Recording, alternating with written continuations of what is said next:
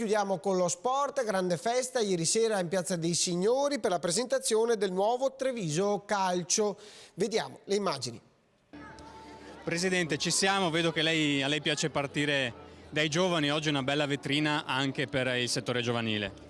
No, sicuramente è una giornata importante perché dopo 2 anni di sacrifici, di battaglie, da quest'anno veramente iniziamo un percorso che guardiamo chiaramente con fiducia a categorie più alte per la prima squadra, ma il vero cuore, la vera forza da Treviso sono questi ragazzi qua che col tempo ci daranno delle grosse soddisfazioni perché sono entusiasti, hanno tanta voglia di far bene e quindi fra qualche anno noi vedremo sul nostro tennis più di qualcuno di questi ragazzi.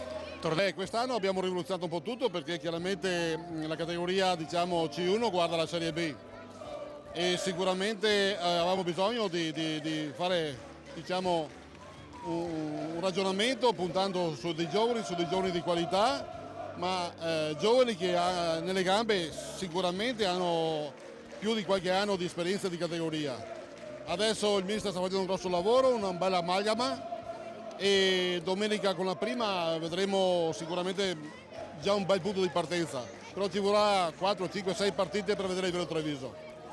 Alla festa del Treviso Calcio non poteva mancare Giancarlo Gentilini, il primo tifoso di questa squadra. La soddisfazione forse quest'anno è doppia perché il Treviso comincia a respirare di nuovo aria di grande calcio. Io non sono mai mancato vicino al Treviso, nella bella e nella cattiva sorte.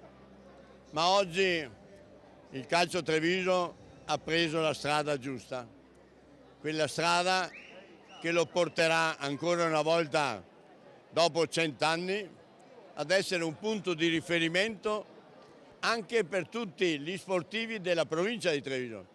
Perché io ho bisogno che a vedere il Treviso vengano anche tutti i cittadini della provincia, perché è importante che i giocatori sentano quel calore umano che sprigionano i nostri giocatori, ai quali io chiedo il massimo impegno perché la maglia bianco-celeste è una maglia sacra e quindi va venerata come si venera un santo. Quindi il santo tennis dovrà essere percorso sempre da vincenti.